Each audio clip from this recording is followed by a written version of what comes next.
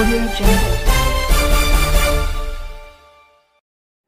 देश में प्रतिदिन 1 करोड़ वैक्सीनेशन सुनिश्चित किए जाने एवं भारत के प्रत्येक नागरिक को यूनिवर्सल मुफ्त वैक्सीनेशन दिलवाने की मांग एवं मंदसौर शहर की चंबल पेयजल योजना फेल होने को लेकर जिला कांग्रेस कमेटी के तत्वाधान में एक ज्ञापन जिला कलेक्टर मंदसौर को सौंपा गया।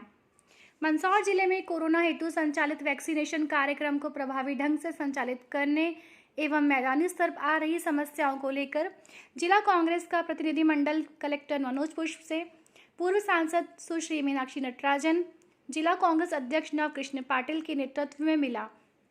वरिष्ठ कांग्रेस नेताओं की उपस्थिति में कांग्रेस जनों ने वैक्सीनेशन के साथ ही चंबल पेयजल योजना, कांग्रेस से मृत नागरिकों को सहायता राशि में आ रही समस्याओं आदि विषय पर विस्तार से चर्चा करते हुए महामहिम राष्ट्रपति एवं जिला प्रशासन के नाम अलग अलग ज्ञापन सौंपे। ज्ञापन सौंपने के दौरान पूर्व जिला कांग्रेस अध्यक्ष प्रकाश टटड़िया, प्रदेश कांग्रेस महामंत्रीगण महेंद्र सिंह गुर्जर, श्री परशुराम सिसोदिया, श्यामलाल जोगचंद, पूर्व नगर पालिका अध्यक्ष मोहम्मद हनीफ शेख, जिला कांग्रेस प्रवक्ता सुरेश भाटी, IT सेल प्रदेश महासचिव राजेश भारती, आशीष कारपेंटर प्रतिनिधिमंडल में शामिल थे। जनसारंगी न्यूज़ के लिए प्रमोद जैन की रिपोर्ट। कांग्रेस कमेटी और प्रदेश कांग्रेस कमेटी की ओर से ये पूरे देश भर में कांग्रेस जो वैक्सीन नीति है केंद्र की उसको लेकर बातचीत कर रही है लोगों से भी और जाहिर है कि प्रशासन से भी। उसी सिलसिले में मंदसौर जिले के कलेक्टर से भी हमने उन सारे विषयों को जो कि स्थानीय तौर पर क्रियान्वयन में हम कमियां देख रहे हैं और जो नीतिगत मामले हैं जिससे कि हम चाहते हैं कि उनके भी ज़रिए केंद्र और राज्य सरकार को अवगत कराने का प्रयास किया जाए। सबसे पहली बात तो ये है कि हमारी कोशिश ये रहनी चाहिए कि आने वाले थर्ड वेव की जो WHO और अन्य वैज्ञानिकों ने दुनिया भर में अलर्ट किया है उसके लिए सावधान हो जाएं। और आज तक भी हम पूरे देश में ये देख रहे हैं कि केवल 4% लोगों को दूसरा डोज मिला है। तो ऐसे में इसको कैसे स्पीड अप किया जाए, किस तरह से जो तकनीक है उसका इस्तेमाल लोगों को सहजता से चीज़ें उपलब्ध हों उसमें हो, न कि उस डिवाइड में पड़ कर के आधे लोग वंचित रह जाएं। तो उस पर कलेक्टर ने आश्वस्त किया कि हम तो ग्रामीण क्षेत्र में टोकन के ज़रिए ही करेंगे और उसी को और बढ़ावा दिया जाएगा, उसको रुकावट बनने नहीं दिया जाएगा। तीसरी और सबसे महत्वपूर्ण बात यह है कि फ्री वैक्सीन होना चाहिए और प्रोक्योरमेंट पूरी तरह से केंद्र का होना चाहिए।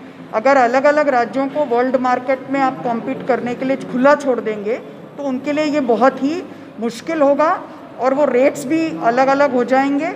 जैसा कि हम देख रहे हैं कि प्राइवेट वेंडर्स अगर एक जगह 150 रुपये में दे रहे हैं, पर पेशेंट 600 दे रहे हैं और केंद्र को 150 दे रहे हैं, राज्यों को 300 में मिलती है। तो ये जो यूनिफॉर्मिटी है ये उचित नहीं है कि अलग अलग तरह से उनको मिले, ये यूनिफॉर्म ही होना चाहिए। तो ये पूरी तरह से जिम्मा केंद्र का होना चाहिए। जैसे जब स्वर्गीय राजीव जी देश के प्रधानमंत्री थे तो पल्स पोलियो के लिए पूरे देश में इम्यूनाइजेशन ड्राइव चला गया और आज WHO भी मानता है कि वो सबसे सफल प्रयोग रहा और आज हमारा देश पल्स पोलियो मुक्त हुआ। उसी तर्ज पर सरकारी अमले के ज़रिए ही ये वैक्सीनेशन का ड्राइव चलाया जाए और लोगों को वो बिल्कुल मुफ्त मिले और किसी के भी साथ दोयम दर्जे का व्यवहार न हो। ये कांग्रेस की भी सोच रही है और सामाजिक राजनीतिक जागरूक कार्यकर्ता और नागरिक होने के नाते भी हम सब लोगों की ये सोच है। इसको लेकर हमने बातचीत की। फिर जिला कांग्रेस कमेटी ने जो लोकल लेवल पर हम क्रियान्वयन में कमियां देखते हैं ताकि लोगों के बीच में कोई भय ना हो, अलग अलग तरह से जो अफवाहें चल रही हैं वैक्सीन को लेकर के वो खौफ ना हो और हमारे जो स्वास्थ्य कर्मचारी हैं, NRHM के जो वॉलंटियर्स हैं वो इसको सही ढंग से ले जा सके, महिलाओं को जागरूक कर सके, इसके भी विषय में बातचीत की गई।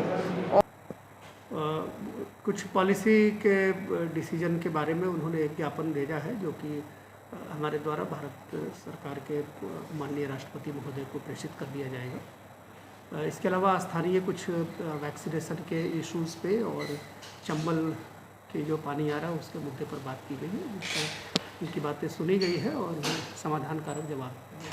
और सर उनका कहना है कि मंदसौर जिले में कई लोगों की कोरोना से मृत्यु हो गई है पर प्रशासन कम आंकड़े बता रहा है। ऐसा कुछ भी नहीं है। जो प्रोटोकॉल शासन के द्वारा तय किया गया है और जिन तरीके की डेथ ऑडिट के बाद रिपोर्ट्स निकाली जाती हैं वो निकाली जा रही है।